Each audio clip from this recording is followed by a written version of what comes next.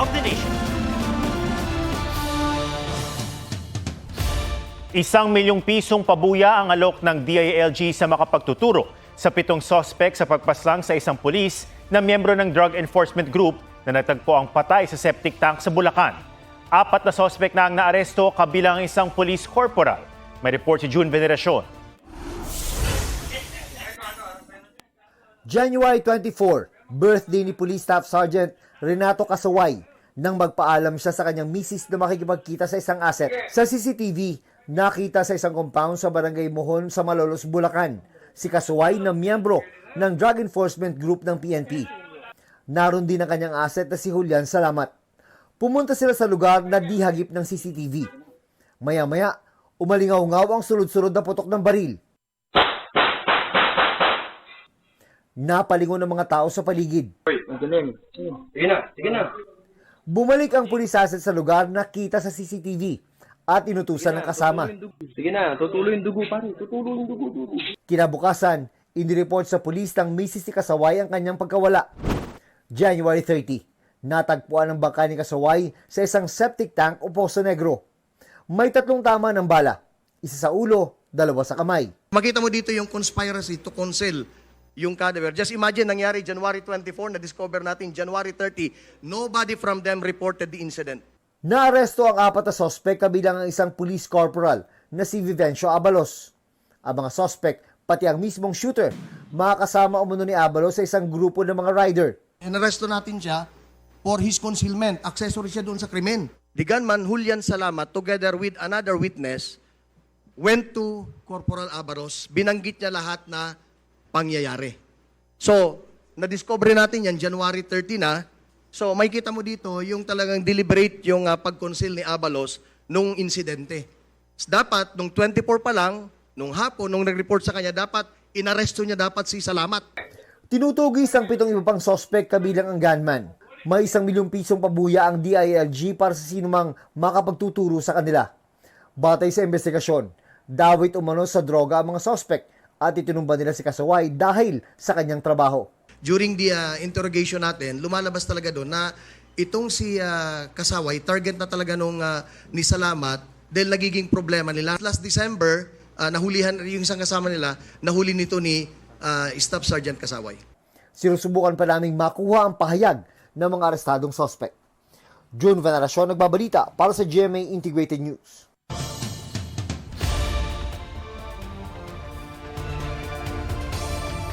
Onsehan sa transaksyon sa sasakyan ang tinitingnang motibo sa pagpatay sa babaeng pulis at kanyang anak. Lumalabas din na ililigaw lang dapat ang bata pero napag-isipang patayin na rin sa takot ng mga sospek na maituro sila nito. May report si Marisol Abduraman. Sa loob ng bahay na ito sa Novaliches, Quezon City, pinatay habang nakaupo sa sofa si Police Senior Master Sergeant Diane Marie Molinido, January 16 ng gabi, ayon sa Quezon City Police. Bahay yan na mag-asawang inaanak niya sa kasal.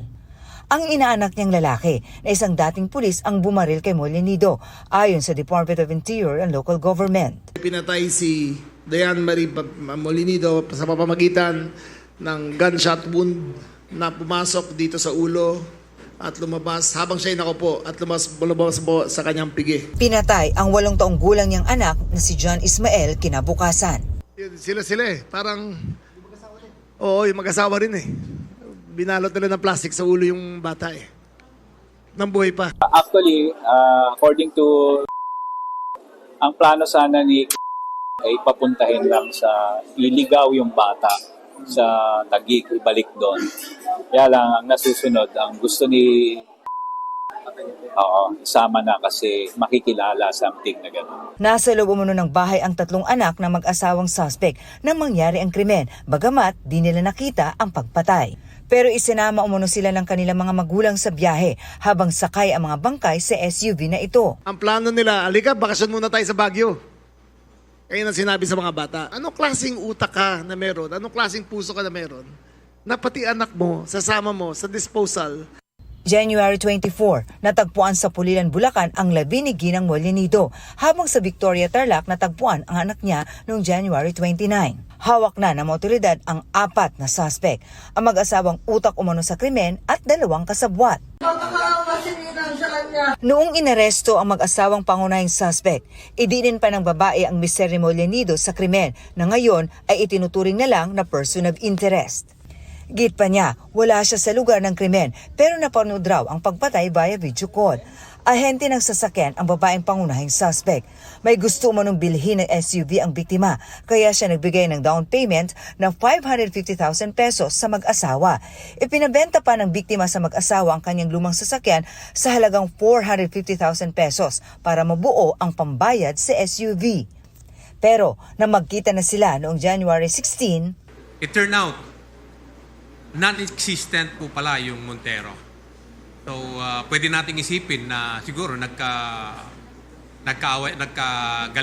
siguro. So, yun ang tinitignan natin na isa sa mga dahilan siguro bakit binarel si ano. And we have to understand also na itong mag-asawa, they have string of cases, estafa cases. bukod sa 4 na arestadong suspect, hindi pa rin absuelto ang pulis na asawa at ama ng mga biktima. Una, pinilit niya makremate kaagad yung asawa niya. With yung clothes, yung clothes na namatay siya. Pulis siya, dapat alam niya yun. Pangalawa, nung interview, parang wala siyang remorse. Imagine mo, anak mo namatay, hindi ka naiiyak, wala kang, parang baliwala sa kanya. We have different ways of grieving, so hindi natin mahusgahan base lang sa reaction niya. So antayin natin. Nasa restrictive custody siya ng PNP matapos ma-drop ang reklamo dahil iniurong ito ng kapatid ng biktima.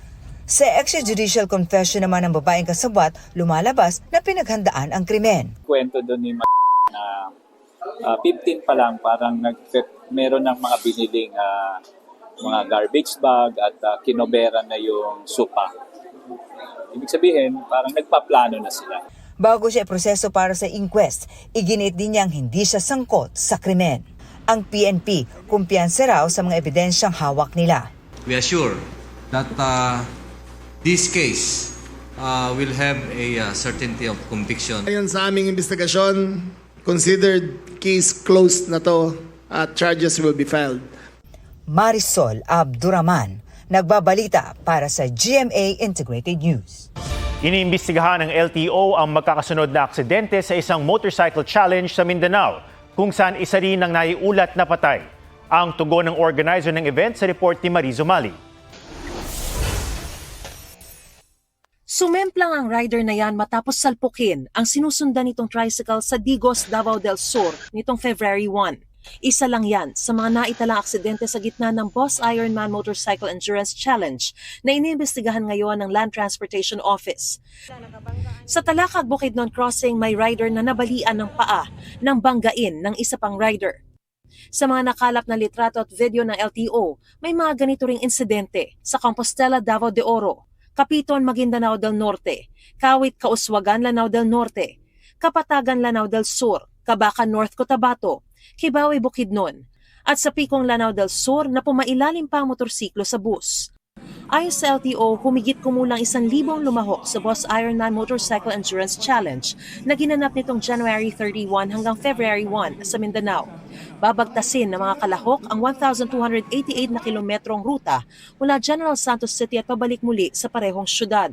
Pero ayon sa Philippine National Police, 12 sugatan, kabilang ang 3 menor de edad na nanunood lang. May isa ring rider na kalahok na namatay sa aksidente. Sandamakmak na traffic violation ang ginawa. Gaya ng insidenteng ito kung saan tuloy ang rider kahit nakapula na ang stoplight. Sabi ng LTO, wala raw koordinasyon sa kanila ang organizers. Pinatatawag na ng LTO ang mga organizer ng Boss Ironman Motorcycle Challenge at pinaharap sa hearing sa darating na Biyernes. Nag-issue na rin sila ng show cause order sa ilang mga lumahok. Nakikipag-ugnayan na rin daw sila sa DOTR at Kongreso. Noong 2024, may 2 na ring namatay sa parehong event. Hindi po ito dapat ginagawa kasi ang laking ho ng perwisyo, ang daming namamatay.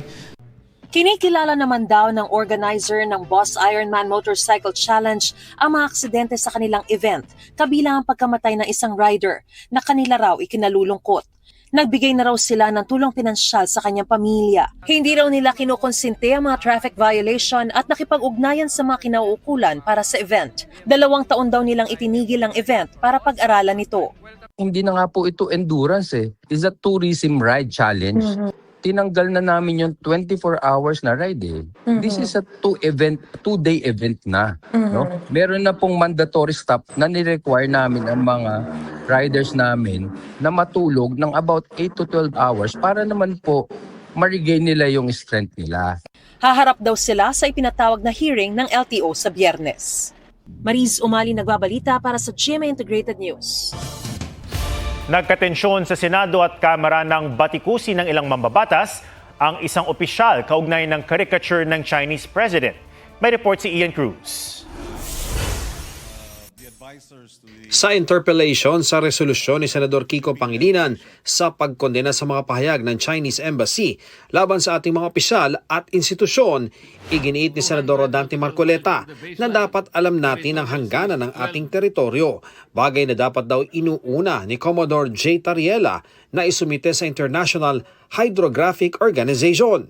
Kesa sasabihin natin, gagawa ng halimbawa ng caricature. Para sa ganon, alam na natin, maiguguhit na natin, hindi lamang tayo lang ang nakakaalam ng ating West Philippine Sea, pati po doon sa S-23. Ito po yung International Hydrographic Organization.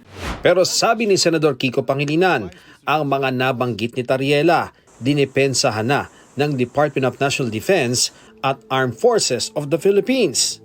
Hindi ba dapat susugan natin at suportahan natin at we rally behind our armed forces, our Department of National Defense, rather than kowtow, not kowtow, but rather than give China the benefit of the doubt as regards their motivations in attacking one of our men in uniform.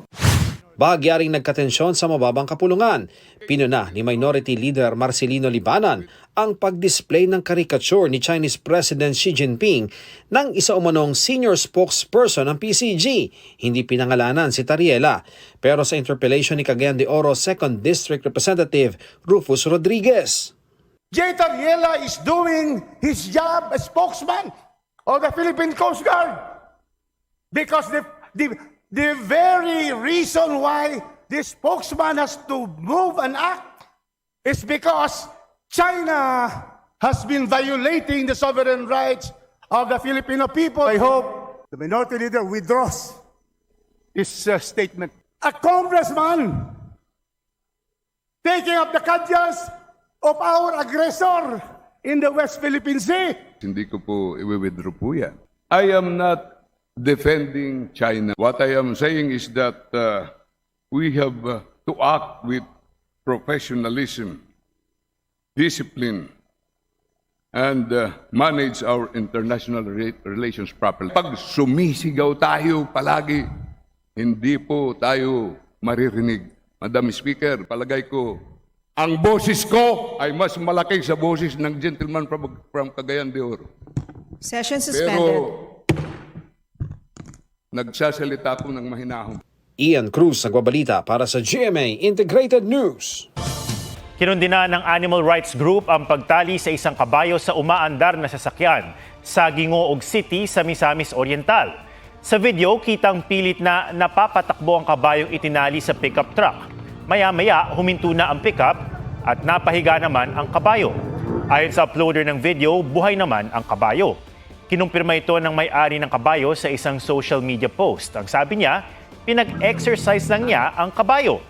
Wala pa siyang tugon ng hinga namin ng pahayag. Handa naman daw ang Philippine Animal Welfare Society na tumulong sa pagsasampa ng kaso laban sa driver ng pickup.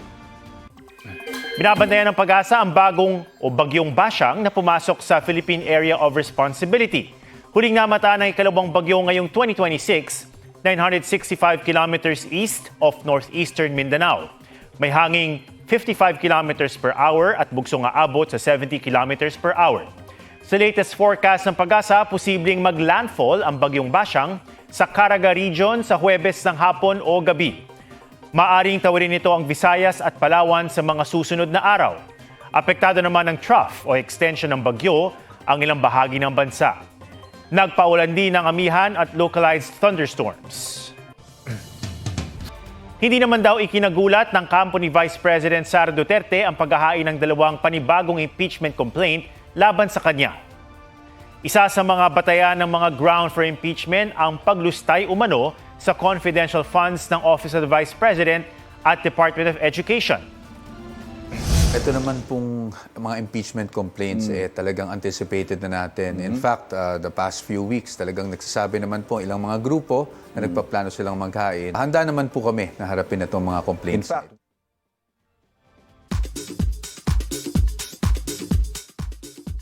Sparkle star Mikoy Morales binigyan ng intimate bachelor's party ng Team Groom.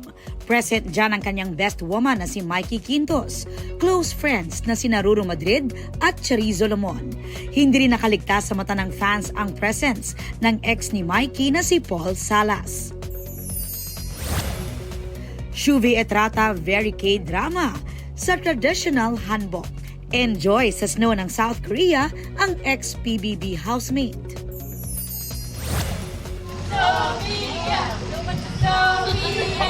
PBB Celebrity Collab Edition 2.0 housemate Sofia Pablo. Mainit na sinalubong ng kanyang Sparkle family.